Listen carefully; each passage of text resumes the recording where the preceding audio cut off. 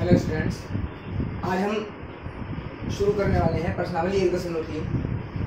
तो प्रश्न नंबर 1, निम्न को दशमलव के रूप में लिखिए और बताइए कि प्रत्येक का दशमलव प्रसार किस प्रकार का है। जैसे कि आपको प्रश्नावली 1.2 के बाद दो बातें बताई थी, दो संख्याओं के बारे में बताया था, दो संख्याओं के प्रसार के बारे में बताया था कि दो प्रकार के प्रसार होता है, एक तो शांत दशमलव प्रसार और दूसरा अशांत दशमलव प्रसार। शांत दशमलव प्रसार किस प्रकार का होता है, यानी कि जब p/q के रूप की परिमेय संख्याओं को q से भाग देने पर, यानी कि जब q से p में भाग देने पर शेषफल 0 आ जाता है, तब वह दशमलव संख्या या वह प्रसार शांत दशमलव प्रसार कहलाता है, यानी कि भाग की प्रक्रिया पूर्ण हो जाती है। दूसरा आपको बताया था कि जब परिमेय संख्याओं में q से p में भाग देने पर दशमलव के कुछ समय बाद भी, कुछ चरण हो जाने के बाद भी वह प्रक्रिया समाप्त ना हो या दशमलव के बाद आने वाले अंकों का पुनरावृत्तिकरण हो, यानी कि उनका रिवीजन हो, वो बार बार आए, एक बार या दो बार या तीन बार, इस तरह से रिपीटेशन हो, तब उन संख्याओं को हम कहते हैं अशांत दशमलव संख्याएं, या इस प्रकार के प्रसार को कहा जाता है अशांत दशमलव प्रसार। तो यहाँ पर आपको उसी प्रकार से बताना है। सवाल में आपसे पूछा है कि निम्न को दशमलव के रूप में लिखिए, तो जो आपको संख्या गिवन है उसको आपको दशमलव के रूप में लिखना है। तो यहाँ पर आपके पास पहली संख्या क्या है, 36/100।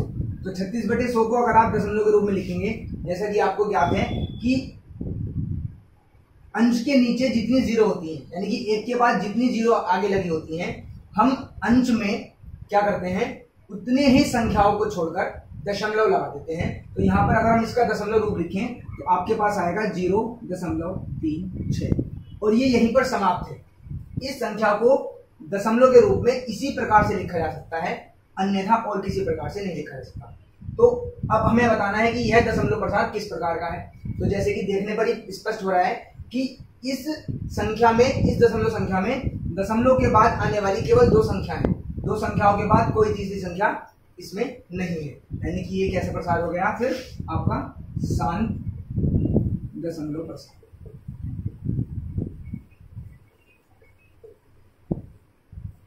इस संख्या का जो दशमलव प्रसार है वो है शांत दशमलव प्रसार। अब दूसरी संख्या लेते हैं आप, जैसे कि दूसरी संख्या है आपके पास 1/11। अब सर्वप्रथम हमें क्या करना है, 1/11 को पहले दशमलव के रूप में लिखना है और फिर दशमलव के रूप में लिखने के बाद क्या करना है, उसके प्रसार को पहचानना है कि वह शांत दशमलव प्रसार है या अशांत दशमलव प्रसार है। तो देखिए आप, अगर आप 11 से 1 को भाग करेंगे, तो यहाँ पर मैं आपको एक भाग विधि के द्वारा भाग करके दिखा देता हूँ। आप 11 से 1 को आप भाग करेंगे तो सर्वप्रथम आपको क्या करना है, दशमलव लगाना है, यहाँ पर आप 0 लगा लेंगे। तो अभी भी हम देख रहे हैं यहाँ पर कि अभी भी ये यहाँ पर नहीं चलेगा, तो हमें क्या करना है, यहाँ पर एक 0 और बढ़ा देना है, यहाँ पर भी एक 0 बढ़ जाएगा। अब हम 11 से भाग करेंगे 100 को, तो 11 से भाग होगा 9 बार, 11 × 99, फिर क्या आ जाएगा, 1 आ जाएगा।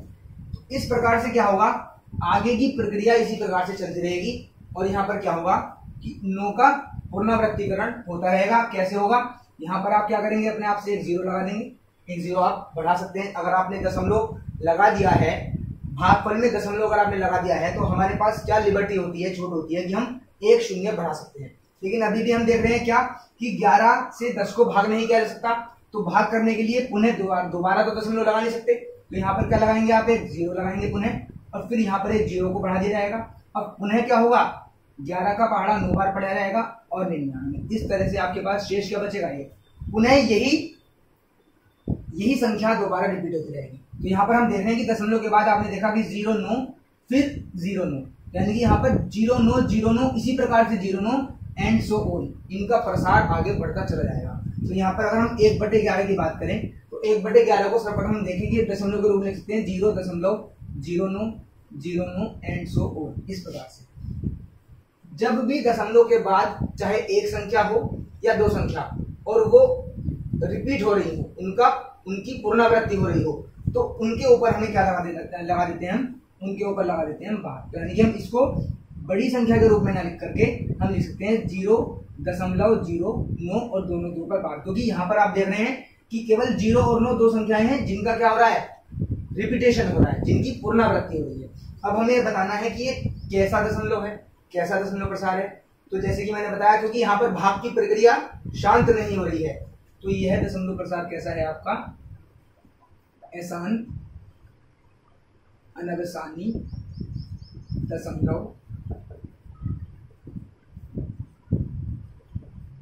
प्रसार। इसी प्रकार से आप इसका तीसरा वाला जो भाग है वो देखें। प्रश्नावली 1.3 के पहले सवाल का तीसरा खंड देखिए आप। संख्या आपको दी हुई है 4 से 1/8, यानी कि मिश्रित भिन्न है।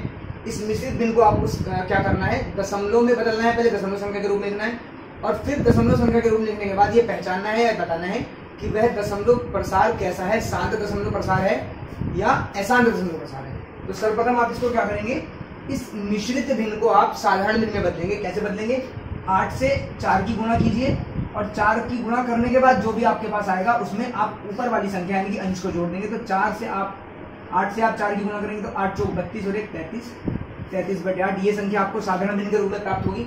अब इस संख्या को हमें दशमलव संख्या के रूप में बदलना है, तो यहाँ पर आप इसको भाग करके दिखा सकते हैं। साधारण भाग है, मैं करके दिखा रहा हूँ आपको, आप खुद भी इसको कर सकते हैं। तो यहाँ पर आप 8 से भाग करेंगे, तो जब आप 8 से भाग करेंगे तो यहाँ पर चलेगा आपके पास 8 चौक 32, घटाएंगे आप, आपके पास 3 में से 2 जाएगा, 1 बचेगा। अब यहाँ 8 है, यहाँ 1 है, 8 से हम 1 को भाग नहीं दे सकते, तो क्या करेंगे आप यहाँ पर दशमलव लगाएंगे और यहाँ पर एक 0 बढ़ा देंगे।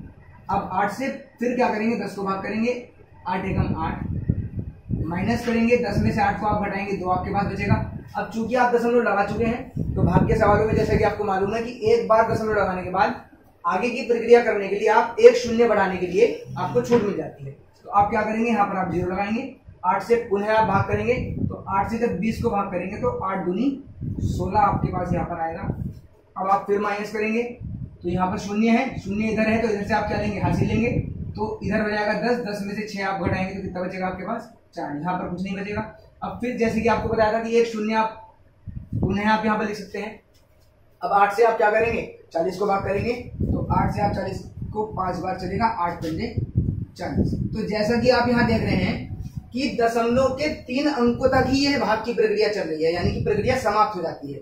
और जिन भिन्नों में भाग की प्रक्रिया यानी कि p को q से भाग देने पर दशमलव के कुछ समय बाद, कुछ चरण बाद जो प्रक्रिया समाप्त हो जाती है, ऐसी दशमलव संख्याएं या ऐसा दशमलव प्रसार क्या कहलाता है, शांत दशमलव प्रसार। तो 33.8 को दशमलव के रूप में किस प्रकार से लिखा आपने, 4.125, और यह कैसा प्रसार है आपका, यह है शांत दशमलव प्रसार। कैसा प्रसार है, शांत दशमलव प्रसार। अब इसके बाद आते हैं नंबर 4 पर, प्रश्न नंबर 4, वो है आपके पास 3/13। अब आपको बताना है कि 3/13 को दशमलव रूप में कैसे लिखना है, और दशमलव रूप में लिखने के बाद ये बताना है कि ये किस प्रकार का प्रसार है, शांत प्रसार है या अशांत दशमलव प्रसार है। तो यहाँ पर आपको पुनः बता देता हूँ, 13 से आप इसको भाग करेंगे, 13 से आप 3 को भाग कीजिएगा, 13 से आप 3 को भाग करेंगे, 13 से 3 को भाग नहीं किया जाएगा, 0 लगाकर यहाँ पर आपने दशमलव लगाया, यहाँ पर आपके पास हो गया 30। तो जब 13 से आप 30 को भाग करेंगे तो कितनी बार चलेगा, 13 दूनी 26 बार। माइनस करेंगे आप, यहाँ पर आपके पास बचेगा कितना शेष, हासिल लेंगे, 10 हो जाएगा, 10 में से 6 जाएंगे, कितने बचेंगे, 4 बचे। अब पुनः यहाँ पर एक क्या बढ़ा देंगे, 0, चूंकि दशमलव लगा चुके हैं, आप एक 0 बढ़ा सकते हैं अपनी मर्जी से। 13 से आप इसको भाग करेंगे तो कितनी बार चलेगा, 13 3 बार चलेगा, 13 3 39। माइनस करेंगे, यहाँ पर बचेगा आपके पास 1। अब क्या होगा, यहाँ पर आप एक शून्य बढ़ा सकते हैं, लेकिन हम यहाँ देख रहे हैं कि हमने यहाँ शून्य तो बढ़ा दी, लेकिन शून्य बढ़ाने पर भी 13 से 10 भाग नहीं हो पा रहा है, पूरी तरह से विभाजित नहीं है। तो अब क्या करेंगे, आप एक शून्य भागफल में लगाएंगे और जो शेष आपके पास आया उसमें भी आप एक शून्य का विस्तार कर देंगे। 13 से पुनः आप भाग करेंगे, तो 13 से जब आप भाग करेंगे 100 को, तो कितनी बार चलेगा, आप देख सकते हैं यहाँ पे 13 7 91, इतनी बार चलेगा। अब आप फिर से इसे घटाएंगे, 10 में से आप 1 को घटाएंगे, कितना बचेगा आपके पास, 9 बचेगा। उसके बाद यहाँ कुछ नहीं बचेगा। पुनः आप क्या करेंगे, एक 0 का विस्तार करेंगे और फिर 13 से फिर इसको चलाएंगे, तो यहाँ पर क्या आ जाएगा आपके पास 78 आ जाएगा। अब यहाँ पर आप घटाएंगे इसको, 10 में से आ जाएगा तो उत्तर जगह 2, 1 12 आ जाएगा। फिर आप क्या लगाएंगे, यहाँ पर एक 0 लगाएंगे। उसके बाद क्या होगा, यहाँ पर 0 बढ़ जाएगी। अब आप चलाएंगे यहाँ पर कितना चलेगा, 13 निम्मा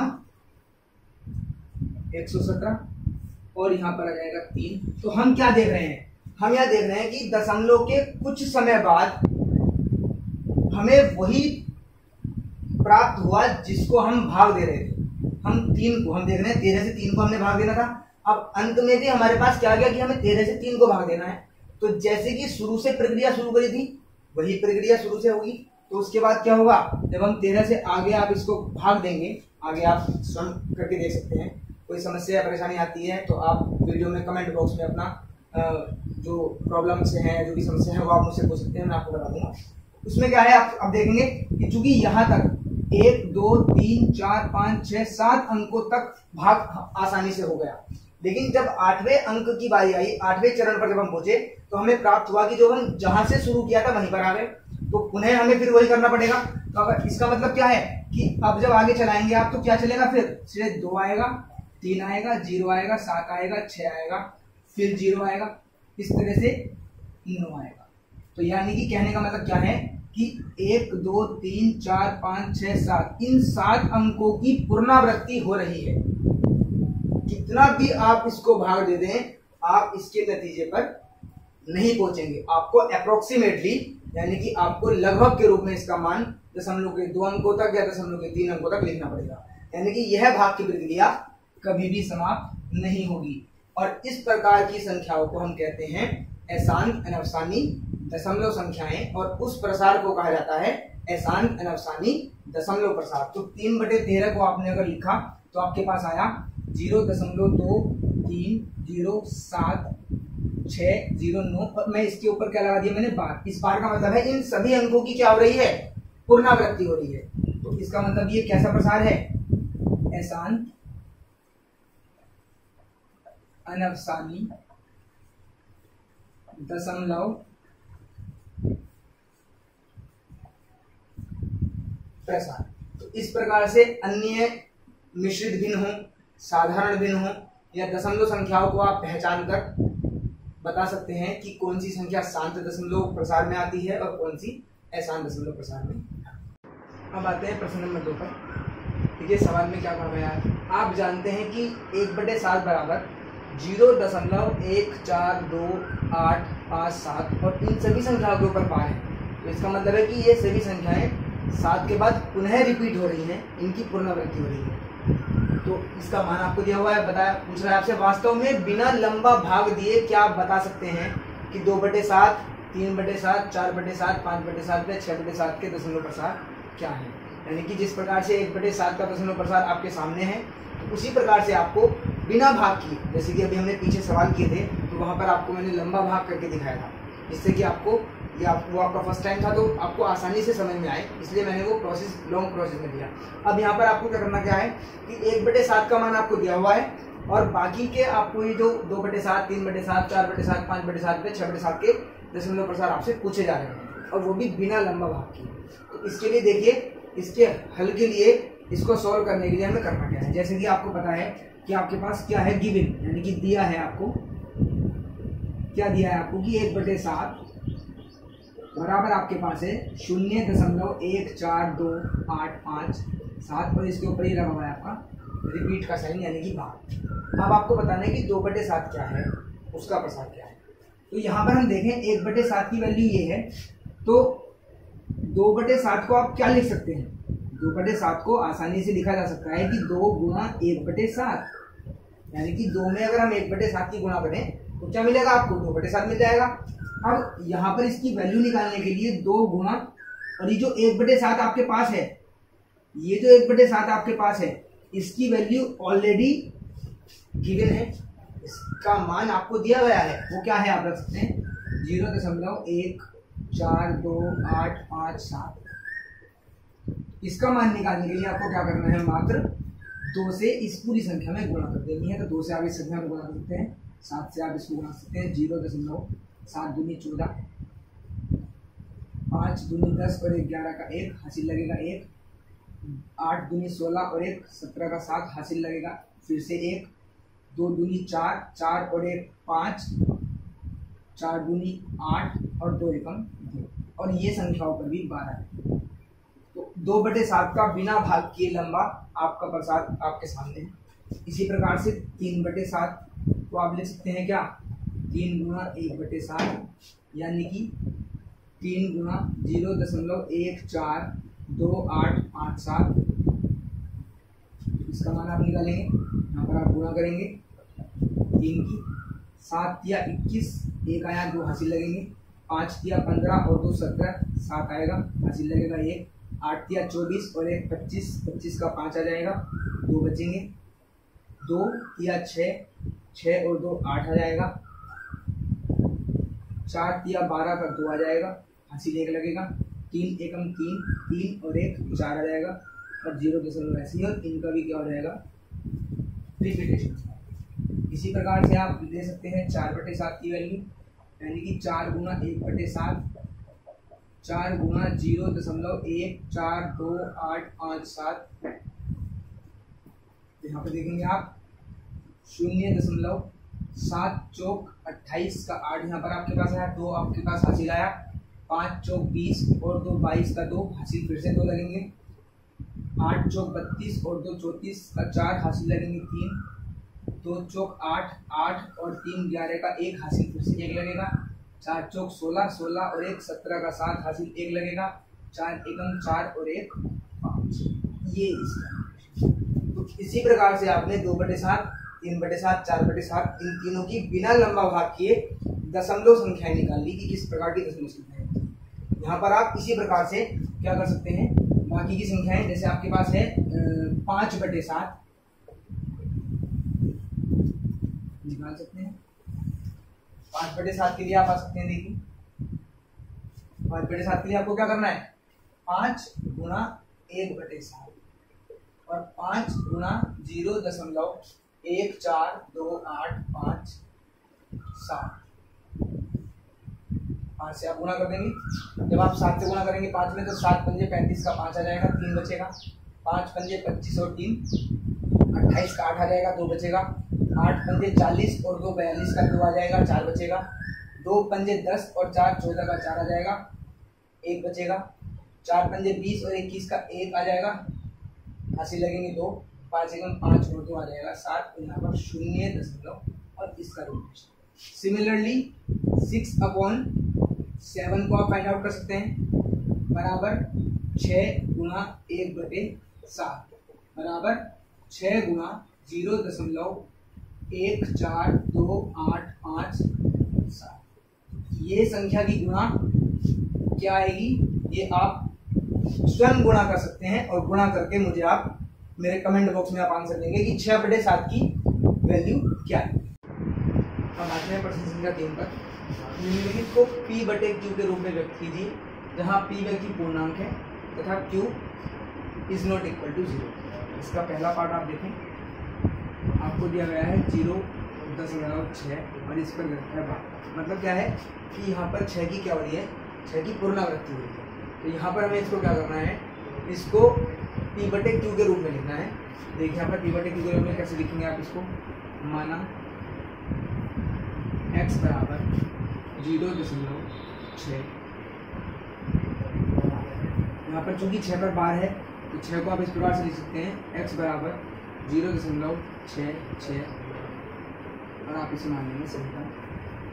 अब ये बात में ध्यान रखनी है, जब भी इस प्रकार की संख्याओं को हमें P/Q के रूप में लिखना है तो हमें देखना है कि दशमलव के बाद कितनी संख्याओं पर बार लगा हुआ है, उसी के गुणक के रूप में, यानी कि उसी के गुणक के रूप में हमें गुणा करनी होगी। किसकी, 100 की करेंगे या 10 की करेंगे, जितने भी संख्याओं पर बार लगा हुआ। जैसे कि आपको यहाँ पे ध्यान आ रहा है, दिखाई दे रहा है कि केवल दशमलव के बाद एक संख्या है और उसी पर क्या लगा हुआ है, बार लगा हुआ है। तो यहाँ पर आप क्या करेंगे कि जो आपके पास समीकरण 1 है, आप लिखेंगे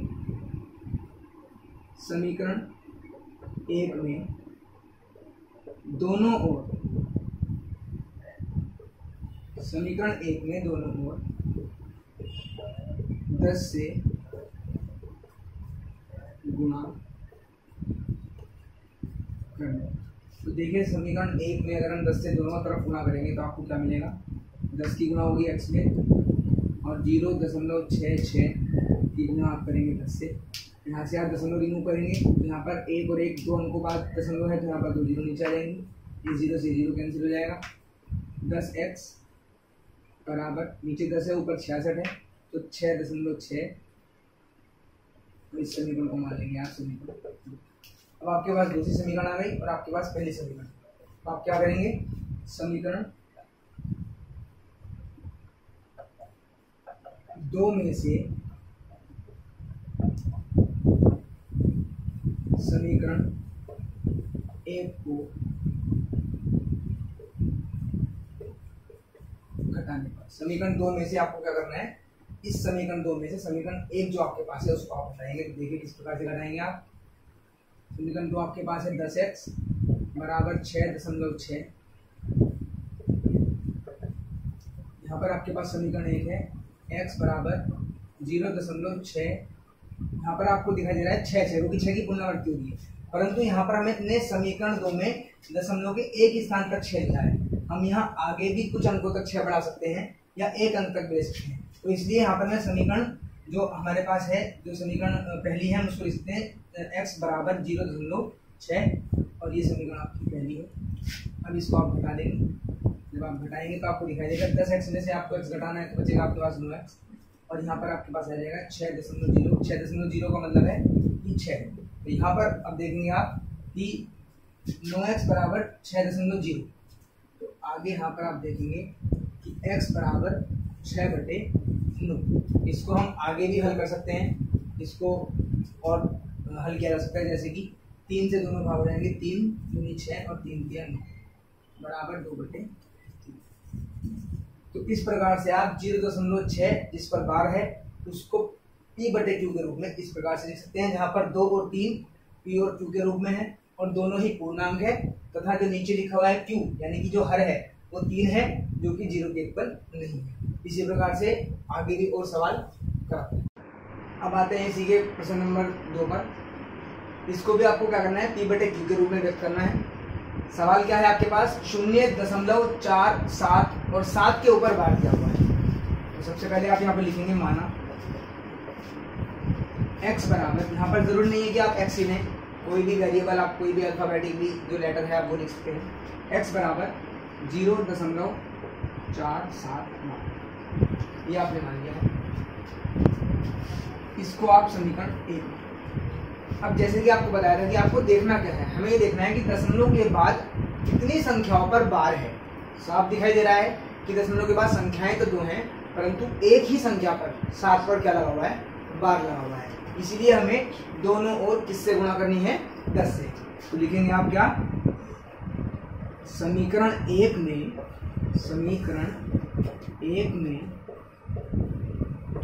दोनों ओर 10 से गुणा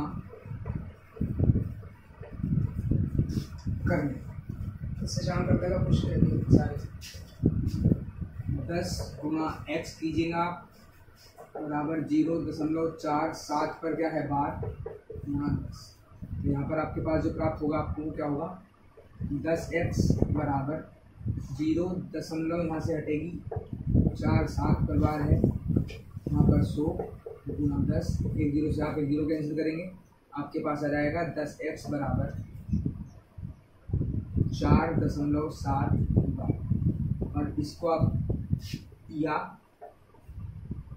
क्या लिख सकते हैं, 10x बराबर 4.77 बार। चूंकि 7 पर बार है तो 7 को आप कितनी बार पुनरावृत्ति के रूप में लिख सकते हैं और आपके पास ये संख्या प्राप्त होती है, समीकरण आपको प्राप्त होती है समीकरण। अब फिर आपको जैसे बताया था कि अभी यहाँ पर बार समाप्त नहीं हुआ है और दशमलव के बाद पुनः क्या है, यहाँ पर बार दिखाई दे रहा है, वो भी एक संख्या पर। तो पुनः आप क्या करेंगे, समीकरण 2 में 10 से दोनों ओर गुणा करने पर उन्हें 10 से गुणा करनी है, समीकरण 2 में करनी है, दोनों और करनी है। तो देखिए 10 गुणा 10x बराबर 4.77 पर 12 है, गुणा आप करेंगे 10 से। इसको जब आप हल करेंगे तो 10 धाम 100x बराबर 4.77, यहाँ से दशमलव आप हटाएंगे, इस पर 12 है, यहाँ पर आ जाएगा आपके पास 100 गुणा 10, 0 से यहाँ 0 कैंसिल हो जाएगी। इसके बाद आपको मैं यहाँ पर दिखा देता हूँ कि यहाँ पर से आप देखेंगे क्या है आपके पास 100x बराबर 477 और नीचे है 10, तो यहाँ पर आ जाएगा आपके पास 47.7 बार, और इसको मान लेंगे आप समीकरण 3। अब करना क्या है, समीकरण 3 आपके पास प्राप्त हो गई और समीकरण 2 आपके पास प्राप्त है। तो करना क्या है आपको कि आप क्या करेंगे, अब समीकरण 3 में से समीकरण 2 को घटा दें। आप क्या करेंगे, समीकरण 3 में से समीकरण 2 को घटाएंगे तो समीकरण आपके पास क्या है, समीकरण 3 है आपके पास 100x बराबर 47.7 पर 12 है, और समीकरण 2 है आपके पास 10x बराबर 4.77 पर 12। ये समीकरण आपके पास 3 है, ये समीकरण आपके पास 2 है, आप घटा देंगे तो यहाँ पर आपके पास आ जाएगा 90, और यहाँ पर आपके पास ये सब कैंसिल हो जाएगा, क्योंकि मैंने आपको बताया था कि यहाँ पर दशमलव के बाद 7 पर 12 है, और 7 को आप कितनी बार लिख सकते हैं, तो नीचे अगर 2 बार लिखा है तो आप उसको ऊपर 2 बार लिख सकते हैं, ठीक है ना। तो यहाँ पर आपके पास दशमलव के बाद तो बचेगा कुछ नहीं, 0 बचेगा, और 7 में से आप 4 घटाएंगे 3 बचेगा, और यहाँ बचेगा 4, और ये आपके पास आ जाएगा x बराबर 43/, यानी कि 0.47 को आप किस रूप में लिख सकते हैं, p/q के रूप में अगर आपको लिखना है तो क्या लिखा जाएगा 43/9।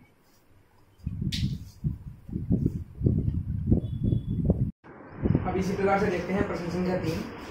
संख्या दे रखी है आपको 0.001 और दशमलव के बाद 3 संख्याएं आपको देनी है, तीनों संख्याओं पर ही क्या लगा हुआ है, बार लगा हुआ है। तो अगर तीनों संख्याओं पर बार है तो किस प्रकार से आप उस सवाल को हल करेंगे, तो देखिए आप यहाँ आप मानेंगे कि माना x बराबर 0.001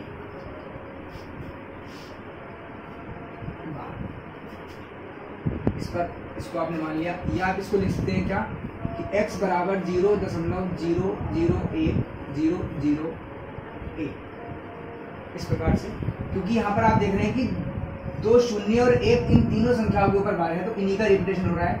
इस तरह से आप इस संख्या को यानी कि समीकरण को मान सकते हैं समीकरण 1। अब जैसे कि आपको बताया था कि दशमलव के बाद कितनी संख्याओं पर बार लगा हुआ है, उतनी ही 0 यानी कि उतने ही 10 से, या अगर एक संख्या पर बार है दशमलव के बाद तो 10 से आप गुणा करेंगे, 2 संख्याओं पर बार है तो 100 से गुणा करेंगे, और दशमलव के बाद 3 संख्याएं हैं और उन 3 पर बार है तो हम 1000 से गुणा करेंगे। तो यहाँ पर कोई लिखेंगे आप कि समीकरण 1 में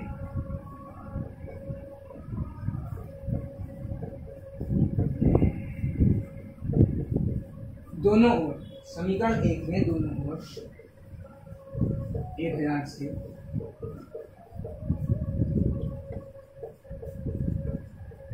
गुणा करेंगे, 1000 से आप गुणा करेंगे तो देखिए क्या आएगा आपके पास, x की गुणा जब 1000 से होगी तो 1000x बराबर, यहाँ पर हम देखेंगे 0.001 गुणा 1000, दशमलव यहाँ से आप हटाएंगे 2 3 4 5 6 0, क्योंकि 1 2 3 4 5 6 अंक पहले आपके पास दशमलव, 3 0 से आप 3 0 साधारण से आपको मालूम है, आप काट देंगे, आपके पास आएगा 1000x बराबर, यहाँ पर बचेंगे 1 2 3 0, उसी हिसाब से यहाँ पर आप दशमलव लगा देंगे 1.001, ये आपके पास समीकरण आ जाएगा। अब आपको p/q के रूप में निकालने के लिए 0.001 बार का मान क्या करना पड़ेगा, इस समीकरण 2 में से समीकरण एक को घटाने, क्या करेंगे आप यहाँ पर समीकरण दो में से समीकरण एक को क्या करेंगे, घटाएंगे आप, जैसे कि करते आ रहे हैं हम। 1000x बराबर 1.001001 आगे लिख सकते हैं, जैसे कि आपको पता है कि बार है इन पर, तो बार बढ़ा सकते हैं, बार लिख सकते हैं। यहाँ पर आप इनके ऊपर भी बार लगा सकते हैं, तो मैंने यहाँ पर बार लगाया तो आगे मैंने संख्या बढ़ा दी बार। ये समीकरण 2 है आपके पास। और यहाँ पर आप लिख सकते हैं क्या, x बराबर 0.001001 यहाँ पर समीकरण 1 आप इसे मान सकते हैं। माइनस करेंगे आप तो प्राप्त होगा आपको 999x बराबर 1.0000000। तो यहाँ पर देखेंगे आप x बराबर 1 के बाद दशमलव है और दशमलव के बाद शून्य है, तो शून्य का कोई दशमलव के बाद वह तो नहीं है, तो 1/900। यानी कि अगर आप 0.001 का बार के रूप में यानी कि p/q के रूप में तीनों संख्याओं पर बार है और p/q के रूप में मान निकालना चाह रहे हैं या आपको निकालना है, तो उसका मान आएगा 1/999।